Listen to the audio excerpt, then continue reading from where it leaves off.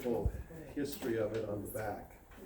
And we are one of the few libraries, and I have traveled around Northeast Ohio, this corner at least, and been in many libraries and talked to them. If you need information, always go to the desk. Doesn't matter what library, they're always overjoyed to see you. But in some circles, we are held, and Bev, I apologize for this, but they are jealous of us. Yes, of course they are. Madison is jealous of you guys because we don't have a foundation. And that's the reason why they don't have a foundation. And the foundation doesn't do a lot of out in the front type things. We're a support, and we know that. And our mission is to continually invest in the library here. And we have several members of our foundation here today.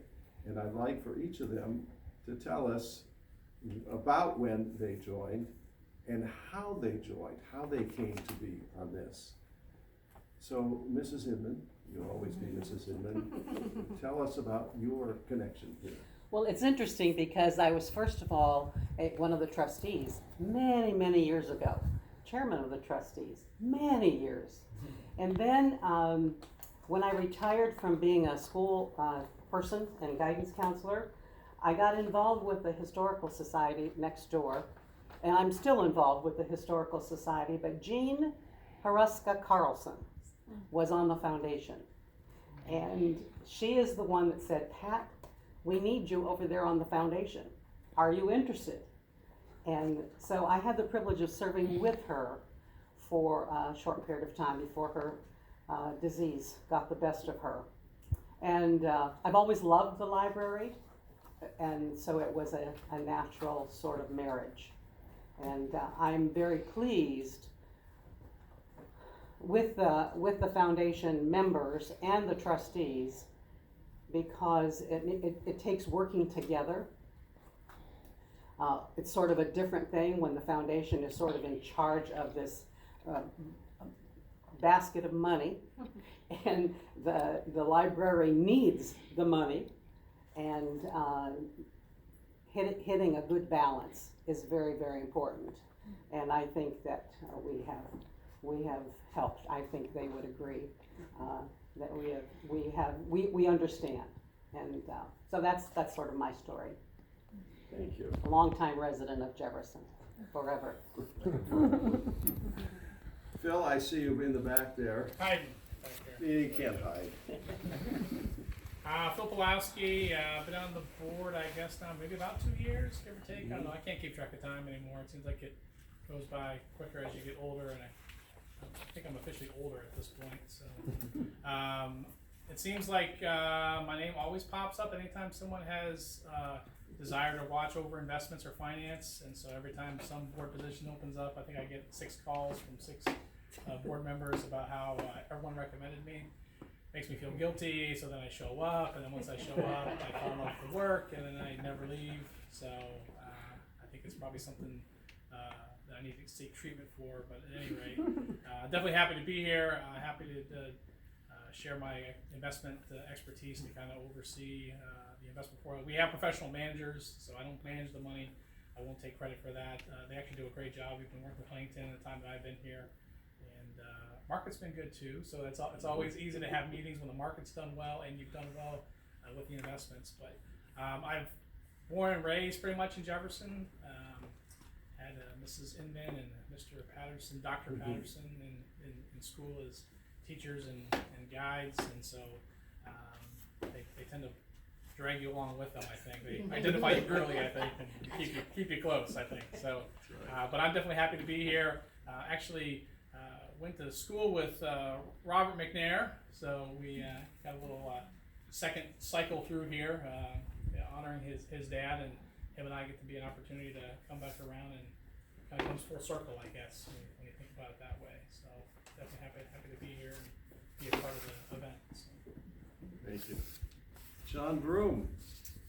All right, well, I've been on the foundation board for several years. I started as a representative of the Board of Trustees, and when there was an opening, they asked if I would transition over, and it was a time when I had to sit off a year from the library board itself, and so I wanted to stay active in some way because I moved here in 2001, and the first thing that I did, well, not the first thing, but one of the first things I did was say, hey, is there a library around? Because I always have loved libraries, grew up in them.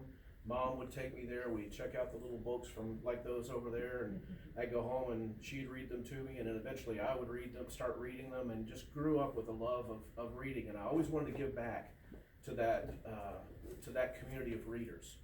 And someone from the Rotary Club actually approached me and said, we have an opening on the board if you would like to join us. And I said, well, I need to check at work first because I work for Gazette newspapers. And I wasn't sure if that would be a conflict of interest. I wanted to avoid that. And John heard that I was up for one of those positions, and he actually encouraged me to please take part in that, give back to the community through personally and through the paper. So, and I always told him I appreciated that time that he allowed me to do that, because I've worked for many bosses over the years that they wanted community service, but they didn't want to give the time always, and he always encouraged that for us, and within limits, of course. But it has been such a pleasure to serve on both boards and to see the growth that this library has had over the last, at least the last 20 years that I've seen it, but even before that. And we were walking in today, and somebody remarked how nice and cool it is in here. And again, that's the work of the foundation. I know you've got some of that covered, but man, that air conditioner does feel good on days like today. Thank you. There are 5 members of the foundation and 2 members from the library board who also serve with us. Our 4th member is Mike Camper, who is an attorney in town. He graduated from Jefferson. There's a common theme here about, help me, it was 8 or 9, somewhere in there, 2008 or 9, Mike, Yeah. in that neighborhood. Yeah. So why? I think 8. 8, yeah. And of course, Mike went on to Ohio Northern, and he holds a law degree. Now, there's a reason, I believe, that each one was recruited for this position.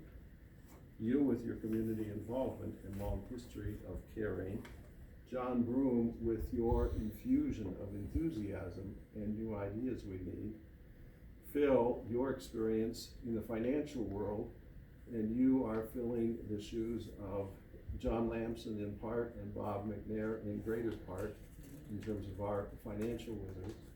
And then Mike Camper, an attorney for another attorney. Now, my experience, I'm just a kid compared to some of these. I've only been on this board since 93 or 94, 27, 28 years ago. Here's a name, Madge Leonard, Yes. was the one who said I needed to be on this.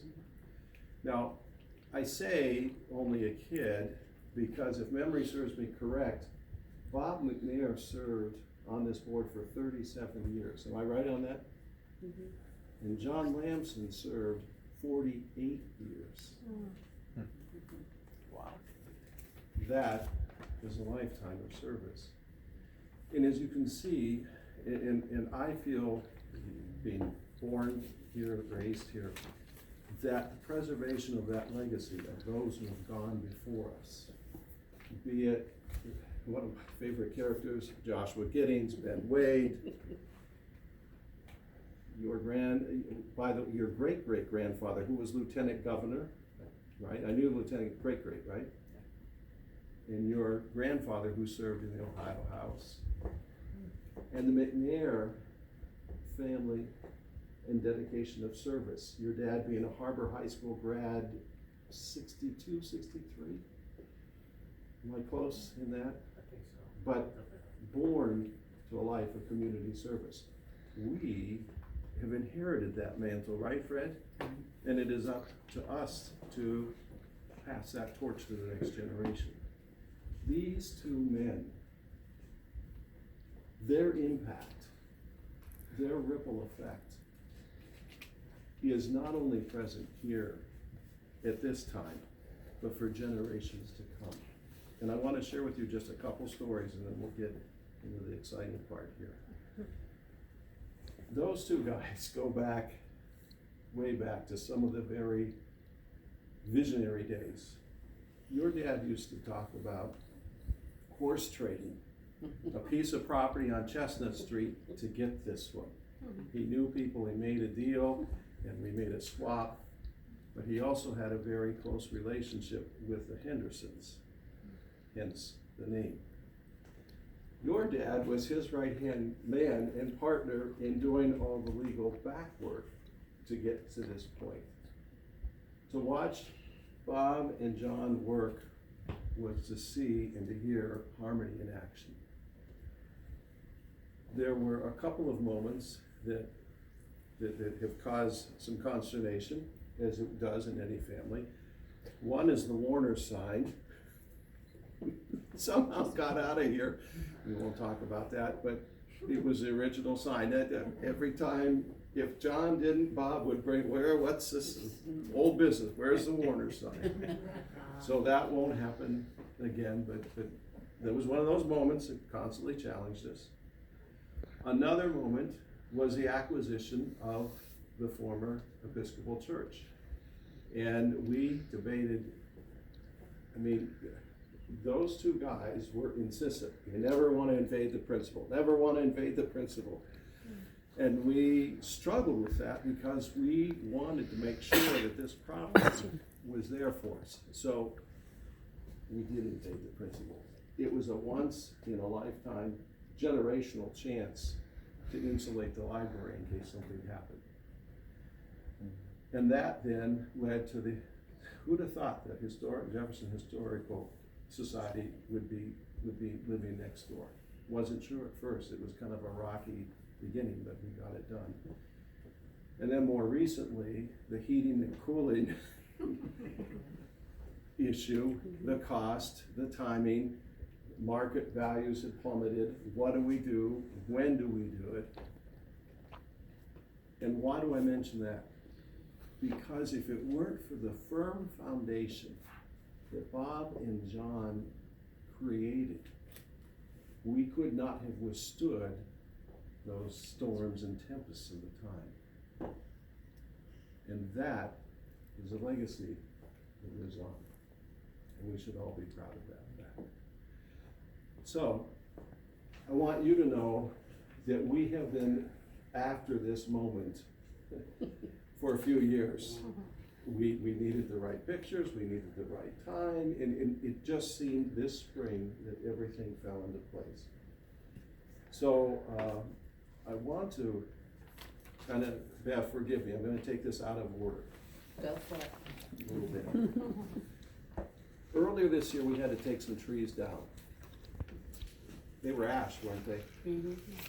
They were gone. And we were coming in, it was in the springtime, and I made some off-the-cuff comment to Bev and a few others. Man, this place looks almost naked without those trees. And it was a tragic loss. Well, around Jefferson, we take our trees seriously. Constantly replanting, it's part of our heritage, it's who we are. And so at the next meeting, I said, Bev, let's put this on the new business. We need some trees, and they have to be the right trees. So out back, as you enter, you'll notice that there is an Appalachian redbud. Now, why is that important? It's absolutely gorgeous, and it was this spring when we brought it over from the nursery. Because that represents the heritage of who we are. That tough, rough, Scrabble type mentality that we possess here in the Connecticut Western Reserve. It's a tough tree, it's gonna last, but it's a beautiful tree. Next to it, you'll see the pink dogwood. Now, speaking of beauty, that tree was just, you couldn't explain it this spring, it was that gorgeous. That's the beauty that the acquisition of knowledge and the preservation of history bring to our lives. Not to mention, Fred, that it looks out back towards the Lutheran Church. Is that good? Yes, I like to go out there. Okay, good. Good reflection point. And those trees are healthy, they look great. They're on the back entrance. But there was a gaping hole out front. And this is where we really dug deep. and we wanted the right tree for the right place for the right people. We settled on a buckeye. Something to do with Ohio and Ohio State. Ever hear of this small school? And we originally had hoped to get the native buckeye, the buckeye. But after speaking with the nurseryman from Perry, he convinced me of a different course that I think is gonna be even better. It's a red buckeye. It's still a buckeye, but it's a red buckeye. And he said, John, this is a real special tree. It's gonna grow to a height of about 40 feet. It's going to have a wonderful crown when it's maturity. And then he said something really strange that I didn't quite understand at first, but now I've come to fully appreciate. He said, this is a special tree. It looks kind of scrawny now. But I would plant this in my yard because it's coming back. The folks who had worked with him raising this tree and taking care of it, he said they kind of gave up on it, but I never did. And it's coming back, and I would plant it in my own yard. And I want you to have it, and I want to give it to you. Think of that tree as a metaphor. This library grew out of a vision, out of a dream that those two gentlemen had. It didn't look like much at first, but look what it has become now. And so out front is a buckeye tree planted in honor of and in memory of your fathers. And do we have it? There's, inside, there's a picture of the actual buckeye that's planted out front, along with the plaque that will actually go But under the plaque is here. The plaque is here, and it's over there. Yes, John, please. And John was coordinating our plaques and such. And this is what is going to be placed out in front of that tree. You didn't quite know that, did you now? But explain that a little bit, and please feel free to read it. It says, John Lampson and Robert McNair, in recognition of their legacy to the Henderson Memorial Public Library and lifelong commitment to our community, dedicated this day, this 9th day of June, 2021. So that'll sit by the tree. But that's not all. Out front, we know where the tree is. It's going to continue to grow. But we wanted our patrons to be able to see and to understand and appreciate the history and the influence that Bob and John have had in this library, in this community. Now eventually, right, Bev, they're going to be put in the foyer as people come in. That's a door that almost everybody uses, unless you're a skateboarder. They tend to use this one. But at this point, it's time for the unveiling. And the McNair family, if you would like to first, Right right, side. right. Please come up and you can unveil the plaque that will hang in the foyer. It's right. Yes. You can bring that off and we can show the other folks too.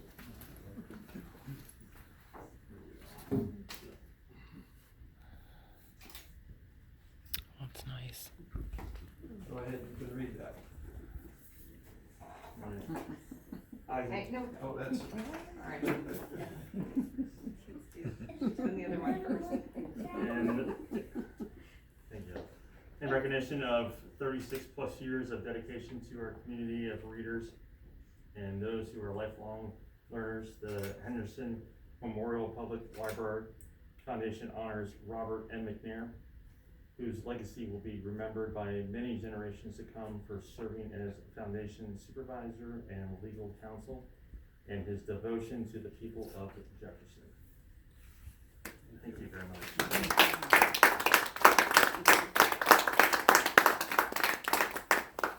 You like to say something on behalf of the family? I mean, as far as my mom and my sisters go, we really appreciate this a lot. It means a lot, and this gives us something to always remember him by. There's not a whole lot that we have, but it's really nice to see that he's recognized in this. So thank you again. Appreciate it.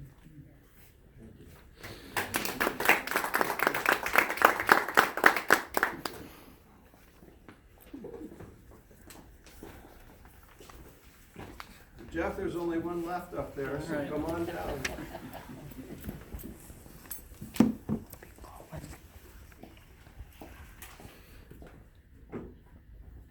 Everything down?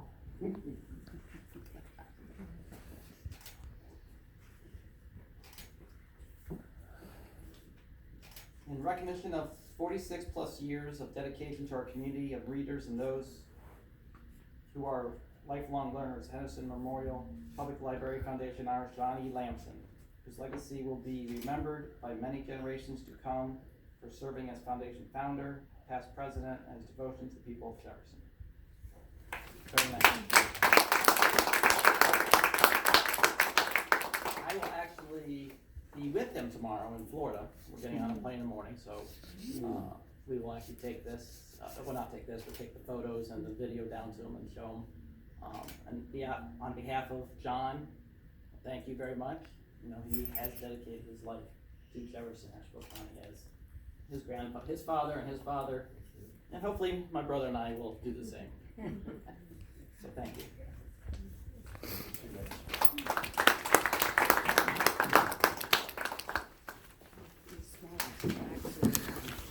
And yes, we're not done yet. These are for the families.